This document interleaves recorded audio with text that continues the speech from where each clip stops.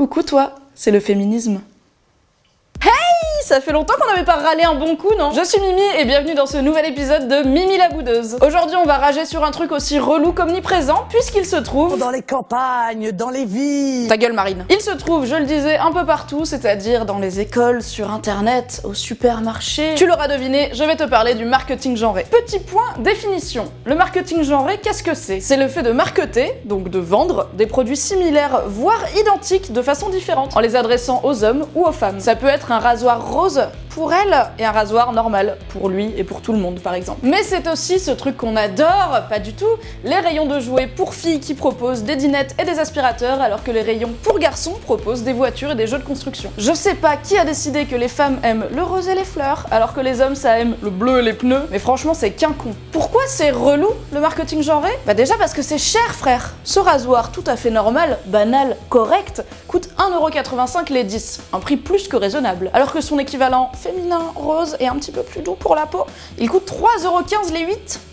Arnaque! Et ce n'est qu'un exemple, les produits pour femmes coûtent en général plus cher que ceux pour hommes ou tout simplement pour tout le monde, même quand il n'y a pas ou très peu de différence au niveau de la qualité. Cette disparité a même un nom, on l'appelle la woman tax ou taxe féminine et tu peux en trouver plein d'autres exemples ici. Je n'ai pas sorti cette info de ma casquette car certaines enseignes et certains pays ont officiellement décidé de s'attaquer à la woman tax. Si tu rajoutes à ça des dépenses motivées par les canons de beauté comme l'épilation ou la lingerie par exemple, plus des trucs de santé, par exemple des protections hygiéniques, bah au final, ça commence à coûter cher d'être une femme. Et comme le capitalisme a du bon, les hommes aussi sont de plus en plus touchés. Et oui messieurs, il y en a pour tout le monde. On a vu apparaître, et ceci n'est pas une blague, de la lessive pour hommes, du dentifrice pour hommes, du baume à lèvres pour hommes, tout ça à un prix évidemment plus élevé que leur équivalent non genré. Et c'est même pas le seul aspect relou du marketing genré. Ça rentre dans ton cerveau. On a beau vouloir croire qu'on est un esprit libre et indépendant, en fait la pub et les codes genrés façonnent notre manière de penser dès le plus jeune âge. Par exemple, quel gosse n'a jamais voulu avoir tel truc de telle marque pour asseoir sa réputation dans la cour de récré? Je peux vous dire que si j'avais eu une console Pikachu en CM2, j'aurais été la star du préau. Et pour le marketing genré, bah c'est pareil. À force de voir notre propre genre associé à un type de produit, on en vient à se convaincre nous-mêmes que si on est une femme ou un homme, on doit acheter et consommer des trucs bien distincts. Écoutez, vous savez quoi? Un jour je ferai carrément toute une vidéo sur la pression sociale, ça ira plus vite. Les racines des inégalités se forment très tôt, et si tu as été une petite fille qui aime les mécanos ou un petit garçon fan de Barbie, tu as malheureusement sûrement déjà entendu cette phrase. Non, ce n'est pas pour toi. Ah! Ça me donne envie de casser des bouches. Au Moyen-Âge par exemple, le bleu était pour les filles car il était lié à la Vierge Marie. Et le rose était pour les garçons car il s'agissait d'une couleur considérée comme virile. Autre exemple, les talons n'ont pas du tout été inventés pour les femmes et tant qu'on y est, le maquillage non plus.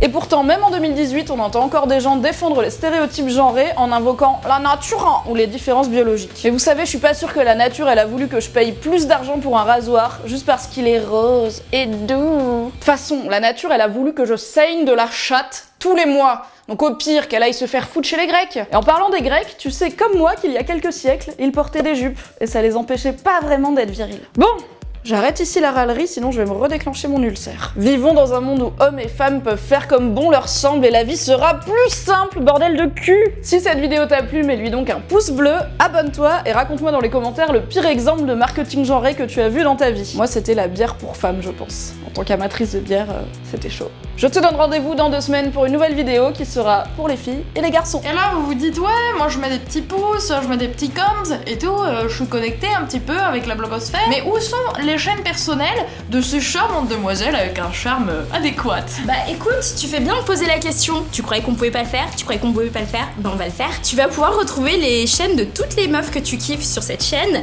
mais sur leur propre chaîne. Quand on dit chaîne, on parle de chaîne YouTube, mais non pas d'une chaîne de rappeurs Golden Style. Salut, c'est Mimi. En fait, c'est pas vraiment Mimi, mais elle est en vacances, du coup, c'est le corps de Leonardo DiCaprio, et dessus, il y a Mimi. Sur ma chaîne, je serai éventuellement amenée à râler, ainsi que parler de féminisme, et éventuellement apprendre à des personnes à se faire à manger. Permets-moi de conclure avec une citation méconnue de Marilyn Monroe. « Oh, tu me mets une bière? Je sais pas, la plus forte, je m'en fous. Merci ma couille. Poupoupidou. »